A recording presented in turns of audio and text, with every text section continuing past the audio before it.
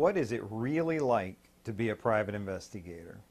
Hi, Larry K, ShadowAnyone.com, and the creator of the Investigator's Ultimate Guide series, Premium Private Investigator Training, from someone who's been there and done that. What's it really like to be a private investigator? I like to describe it this way. I will tell people, if you followed me around with a camera all week long, you could probably get enough for a little half-hour reality television show that people would find watchable. Now, I don't know that you'd get 30 minutes of interesting things, but you cut out for commercials, you're down to 23 minutes, and a lot of those reality shows, as you know, kind of rehash as they come back from commercials, 6, 7, 8 seconds of content. So you could probably follow me around all week and get 22 minutes of video that was somewhat interesting and interesting enough to follow from week to week, I suppose. But I want you to think about what that means. That means if I actually do, say, 22 hours of actual work as a private investigator, you're only getting about 1 minute out of every hour that someone would find interesting. As a private investigator, you're going to do a lot of preparatory work on computer, which means you're going to be sitting in front of a computer screen, maybe looking at maps, preparing for surveillance, doing background checks, bringing up information. It's very, very interesting to me as I do it. I love pulling on the threads and looking at different things.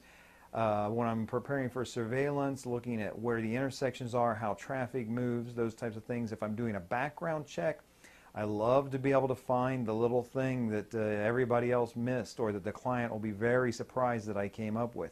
So it can be interesting work, but it's not the type of thing that would translate well to television, for example.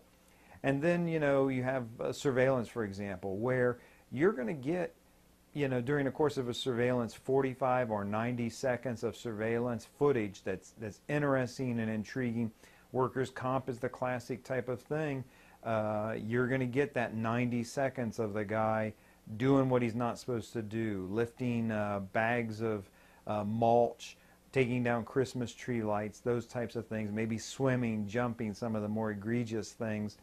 But for every 45 seconds that you get of that, you might have 6 or 8 hours of sitting and waiting for that type of thing. So the routine things, the day-to-day things, are going to seem from the outside to be very long and boring. I'm not going to lie to you, surveillance can get very long, but if you're doing it right, if you're doing it well, you might be able to listen to a little bit of radio in the earpiece, or a book on tape, something like that. Don't read, but you can listen to a book on tape.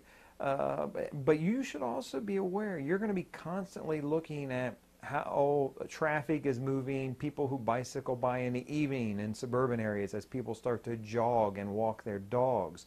In the morning as you're sitting there at dark and then it becomes dawn and people begin to come out to go to work, you're going to be very conscious and aware of the people around you, the sounds you're making, those types of things. So while private investigation work can be very interesting, it does become somewhat routine. As I read Superman comics growing up, it always amazed me that Superman would catch bad guys, and the first bad guy, he would use his freeze breath and freeze the guy solid, and the next time he would use his heat vision and melt the car so the guy couldn't get away, and the next time he would use his strength to lift up a container that the man was in so he couldn't get away. And it fascinated me from a literary point of view. Of course, you want your hero to save the day a different way every time. In the private investigation world, while it can be very interesting, you're going to find that you're going to use some of the same tricks and techniques over and over again. So it becomes as interesting as it is and as fun as it can be. Process serving, for example, you're going to use the same little tricks over and over. You're going to find 1 or 2 or 3 that you find worked really well for you, and you're going to use them over and over again. And from the outside, the first couple times you see it, that's kind of interesting. But if you were to tune in for a television show, and here's the guy again this week doing the same trick. It was clever last week. It was way interesting the first time. But it can become routine. Now, for you as an investigator, it might still be very intriguing when you're basically out there to hunt humans. This is the type of thing that every single time it can be interesting to you. So what's it really like to be a private investigator? Not glamorous. Definitely can be fun, definitely can be interesting. But from a purely academic point of view, you will be using the same tactics and tricks over and over again. Of course, you can learn them from the Investigator's Ultimate Guide series. But, and just because you learn them, the nice thing is you don't have to learn a new thing every week, a new trick every time. You learn a handful of things that work for you, and you pick from a large selection of tricks that I teach, and you're going to have all the tools that you need to work your cases and enjoy working your cases. And I'm sure you're going to find it a very interesting line of work. This is Larry K, shadowanyone.com. Remember, do the right thing, even if it's the hard thing.